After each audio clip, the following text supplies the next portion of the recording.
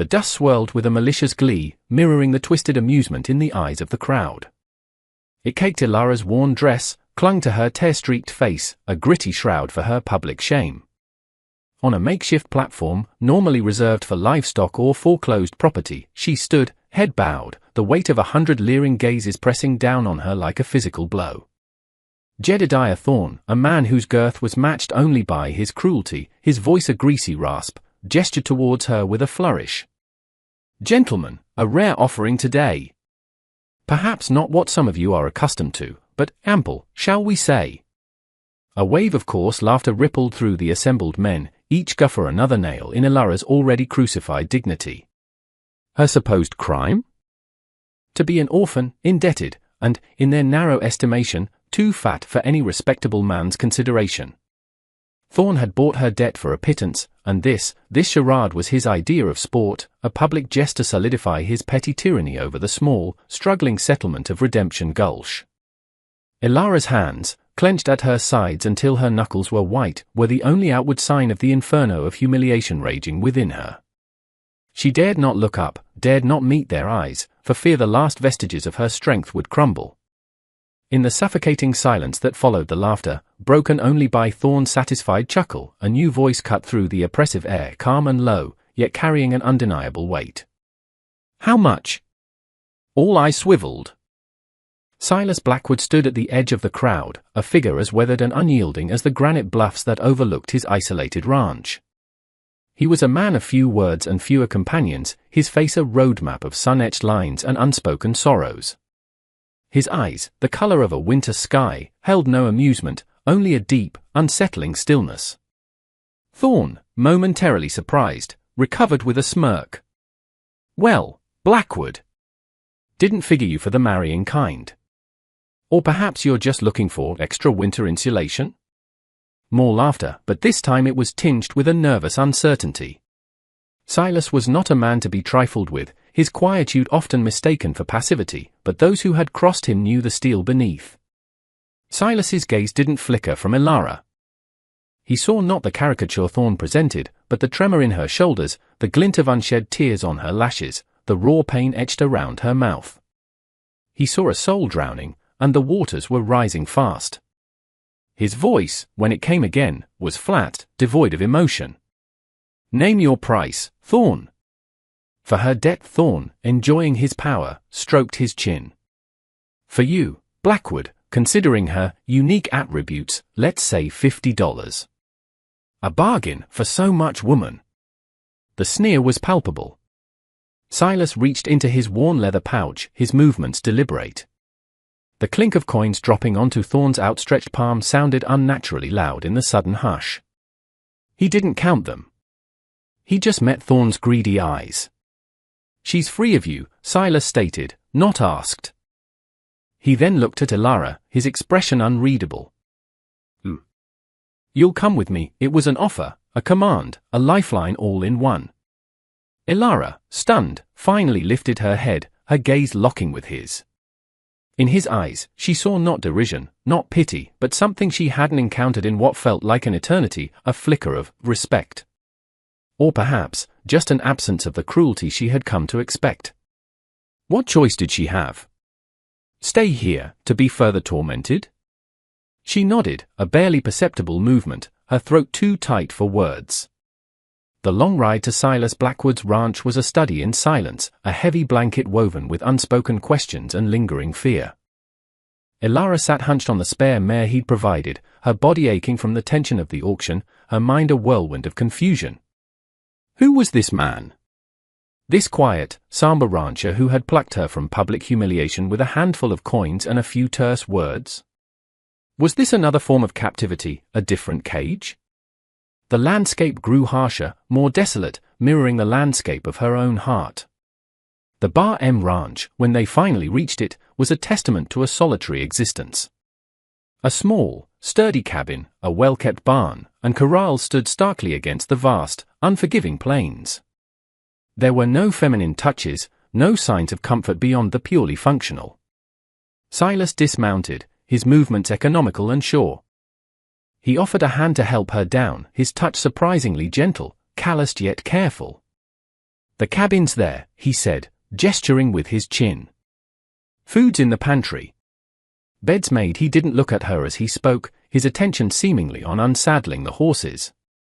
Ilara hesitated, her feet rooted to the dusty ground. "Mr. Blackwood, why?" The question, barely a whisper, hung in the air between them. Silas paused, his back still to her. For a long moment, the only sound was the sigh of the wind through the eaves of the barn. Then, he turned, his face unreadable in the fading light. "No one deserves to be," he paraded. His voice was low, rough, as if the words themselves were an effort. He met her gaze briefly, a fleeting connection that spoke volumes more than his sparse words.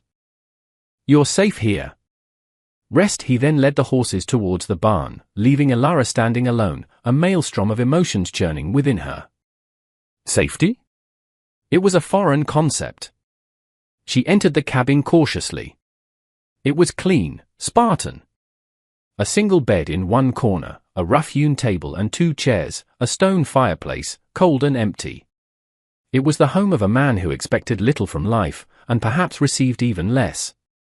That night, she lay in the narrow bed, every nerve ending raw, listening to the unfamiliar sounds of the plains, the distant howl of a coyote, the creak of the cabin settling. Sleep was elusive, chased away by shadows of the past and anxieties about the future. What did he want from her?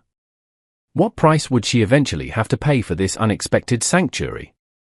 She thought of Thorne's leering face, the crowd's cruel laughter, and a fresh wave of shame washed over her. But then, she remembered Silas's eyes, not kind, not yet, but steady, and devoid of the malice that had become her daily bread. It was a sliver of light in an overwhelming darkness, and she clung to it with the desperation of a drowning woman. She was a burden, she knew. Another mouth to feed, a reminder of a transaction born of pity or some inscrutable motive.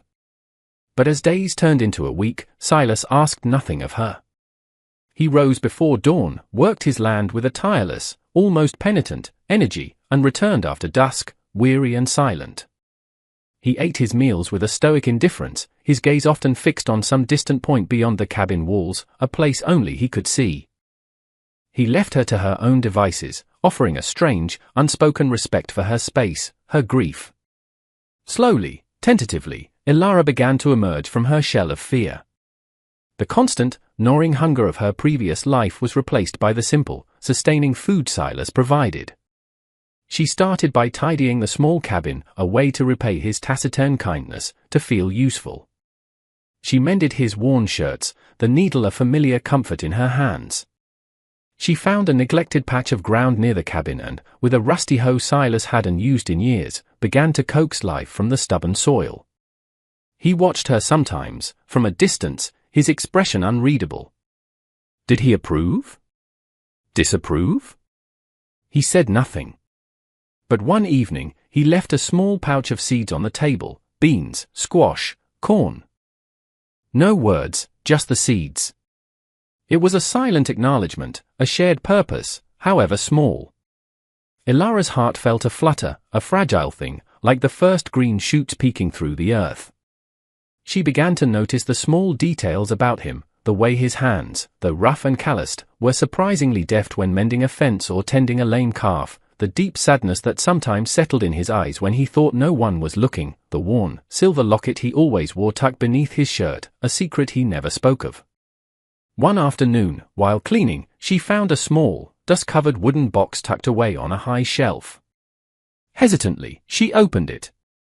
Inside, nestled on faded velvet, was a miniature portrait of a woman with kind eyes and a gentle smile, and beside it, a child-scrawled drawing of a stick-figure family beneath a lopsided sun. A wave of understanding, sharp and painful, washed over Ilara. This was his haunted past, the source of the profound sorrow that clung to him like a second skin. He had known loss, a loss so deep it had carved canyons into his soul. She closed the box, a new, aching empathy blooming in her chest. He wasn't just a stoic protector, he was a man wounded, perhaps irreparably. The news of Silas Blackwood's purchase had, of course, rippled through Redemption Gulch, providing endless fodder for gossip and speculation. Jedediah Thorne, in particular, felt a simmering resentment. Blackwood had not only interfered with his cruel entertainment but had, by his quiet defiance, subtly undermined Thorn's perceived authority. Thorn was a man who thrived on the fear and compliance of others. Silas's indifference was an affront. He began to make his displeasure known in small, insidious ways. He'd accidentally short Silas on supplies at the general store he owned, or spread rumors that Blackwood was addled, perhaps even dangerous, for taking in damaged goods. The townsfolk, a largely cowardly assembly, eager to avoid Thorn's ire, mostly kept their distance from Silas and, by extension, Ilara when she rarely accompanied him to town for necessities. Their whispers followed her like shadows, their averted gazes a constant reminder of her perceived shame. But Ilara, bolstered by Silas's silent strength and her own growing resilience, found she cared less and less for their opinions. She had a purpose now, however small, tending her garden, managing the modest household, offering a quiet companionship that Silas, to her surprise, seemed to subtly accept. One sweltering afternoon, as Silas was mending a corral fence, Thorn rode out to the bar flanked by two of his thuggish lackeys.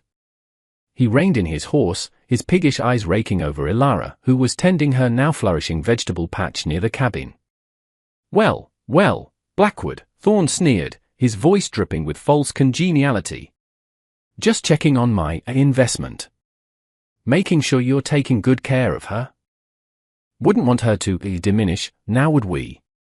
His gaze was a physical violation, and Ilara felt a familiar cold dread creep up her spine. Silas straightened slowly, hammer in hand.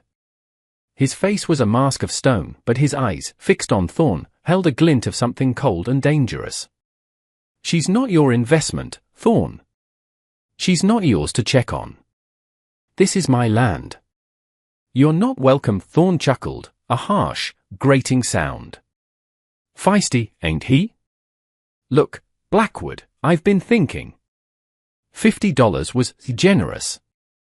But perhaps not generous enough for the trouble you've caused me, disrupting my business, making folks talk." He leaned forward in his saddle, his voice dropping to a menacing purr. "Maybe I ought to repossess. Or perhaps she could work off her true value. I've got tasks more suited to her robust nature." One of his men snickered. Ilara felt sickness rise in her throat. This was it. The moment she had dreaded. But as she looked at Silas, she saw not fear, but a terrifying stillness, the calm before a storm. He took a step forward, the hammer still in his grip, its weight now more than just metal and wood. "You'll leave," Silas said, his voice quiet, yet resonant with an unshakable finality. "Now. And you won't come back." Thorn's face flushed an ugly purple. "You threatening me, dirt farmer? You and what army?" He made to dismount, a predatory gleam in his eyes. It was then that the carefully constructed dam of Silas's control finally broke. "I said, get off my land." The roar was sudden, shocking, ripped from a place of deep, old pain. In that instant, Ilara saw not just a man defending his property, but a man defending something far more precious. He moved with a speed that belied his years, the hammer now a weapon, not a tool. Before Thorn could react, Silas was there, pulling him from his horse. Thorn, heavy and unbalanced, crashed to the ground with an undignified grunt. His lackeys, momentarily stunned, spurred their horses forward, but Silas was a whirlwind of focused fury. He met the first man's charge, using the hammer to deflect a clumsy blow, then striking a precise, debilitating hit to the man's shoulder. The man screamed, clutching his arm, and reeled back. The second lackey, seeing his companion disabled and Thorn sputtering in the dust, hesitated. That hesitation was his undoing. Silas turned, his eyes blazing with a righteous fire Ilara had never imagined him capable of. "I lost everything once," he growled, the words torn from his soul, raw and bleeding. He was looking at Thorn, but his words seemed to encompass a far greater, older enemy, loss itself, injustice, the cruelty of fate. "My wife, my child, taken by sickness, and I stood by, helpless. Watched them fade, and the world did nothing. No one cared. I swore. I swore then, never again. Never again will I stand by while someone innocent is trampled, while decency is spat upon. The silver locket had broken free from his shirt, swinging wildly, a tiny beacon in the maelstrom. It was as if the spirits of his lost family were there, fueling his desperate strength. Thorn, scrambling to his feet, pulled a pistol, his face contorted with rage and fear. "You crazy bastard," he shrieked, leveling the gun. Ilara screamed, a wordless cry of terror, not for herself, but for Silas. She lunged forward, grabbing a heavy garden hoe, her only thought to protect the man who had shown her a dignity no one else would. But Silas was faster. He charged Thorn, not with blind rage, but with a chilling precision. He ducked under the wavering pistol, his shoulder crashing into Thorn's ample midsection. The shot went wild, thudding into the barn wall. The pistol clattered to the ground. Silas didn't stop. His fists, hardened by years of labor and grief, found their mark, again and again. It wasn't a brawler's wild swinging, it was the targeted, efficient dismantling of a bully, fueled by a lifetime of pent-up sorrow and a newly reawakened sense of justice. Thorn, no match for this avenging fury, crumpled, gasping and bloody. The remaining lackey, witnessing his boss's utter demolition, wasted no time. He wheeled his horse and fled, disappearing in a cloud of dust. Silas stood over Thorn, chest heaving, his face a mask of grim satisfaction and profound exhaustion. He was breathing hard, the fire in his eyes slowly banking, replaced by a deep, weary ache. He looked at Ilara, who stood frozen, the hoe still clutched in her trembling hands, her face streaked with dust and tears. He saw her fear, her courage, and something else, a fierce, protective loyalty that mirrored his own. Just then, a rider approached, not with the haste of Thorn's fleeing man, but with a steady, official pace. Sheriff Brody, his face grim, had heard the gunshot from the main road. He took in the scene, Thorn blubbering on the ground, the injured lackey groaning nearby, Silas standing resolute, and Ilara, a silent, shaken sentinel. "Silas," Brody said, his voice tired. "What in damnation happened here?" Silas gestured towards Thorn with the hammer, which he still held, though loosely now. "He came to my land. Threatened us. He won't be doing it again." Thorn, seeing the law, began to whine. "He attacked me, Sheriff. Unprovoked. Tried to kill me." Sheriff Brody looked from Thorn's blustering, bruised face to Silas's stony, righteous countenance, then to Ilara, whose wide, honest eyes held a truth Thorn's never could. Brody had known Silas Blackwood for years. Knew his quiet nature, knew the whispers of his past tragedy. He also knew Jedediah Thorn for the overbearing, cruel man he was. His conscience, often weary, stirred. "Thorn," Brody said, dismounting slowly, his gaze hardening. "I heard you were out this way looking for trouble. Looks like you found it." He glanced at the pistol lying in the dust. "And it looks like Silas here just finished it." He nudged Thorn with his boot. "Get up. You're coming with me." Disturbing the peace. "Assault, looks like." "We'll sort it out in town." As Brody hauled a protesting Thorn to his feet and secured his prisoner, Silas finally let the hammer drop. The sound of it hitting the earth was like an exhalation, a release of burdens long carried. He swayed slightly, and Ilara rushed to his side, her earlier fear replaced by a surge of concern. "Silas! Are you hurt?" He looked down at her, a faint, almost imperceptible softening around his mouth. "Just tired, Ilara. Just tired." His hand came up, briefly, to touch her arm, a gesture of reassurance, of shared victory. The world he had built around his grief, a fortress of solitude, had been breached, not by an enemy, but by an unlikely ally, a woman deemed worthless by the world, but who, in his eyes, had become precious. The dust settled, literally and metaphorically. Sheriff Brody, after taking statements and ensuring Silas wasn't grievously injured, departed with Thorn and his whimpering associate in tow. Redemption Gulch would buzz with this new tale for weeks, but the power dynamic had subtly shifted. A bully had been faced down, not by force of numbers, but by the quiet courage of one man and the resilience of one woman. Ilara gently cleaned the cuts and bruises on Silas's face and hands, her touch light, her concern palpable. The small cabin, once a symbol of his isolation, felt different now, imbued with a shared experience, a shared triumph. The silence between them was no longer heavy with unspoken anxieties, but filled with a comfortable, emerging understanding. "He won't bother you again," Silas said, his voice raspy. He looked at her, truly looked at her, perhaps for the first time without the shadow of his past looming so large. He saw her strength, her quiet dignity, the kindness in her eyes that had not been extinguished by cruelty. Ilara met his gaze, a small, tentative smile gracing her lips. "You saved me, Silas," he shook his head slowly. "We saved each other, Ilara," and in that simple statement, a profound truth resonated. He had offered her sanctuary, and she, in turn, had offered him a reason to fight, a reason to live beyond the ghosts of his past. The hole in his heart, carved by loss, would never fully mend, but Ilara's presence was like sunshine on barren ground, coaxing new life, new hope. The desolate ranch, once a monument to his sorrow, began to transform.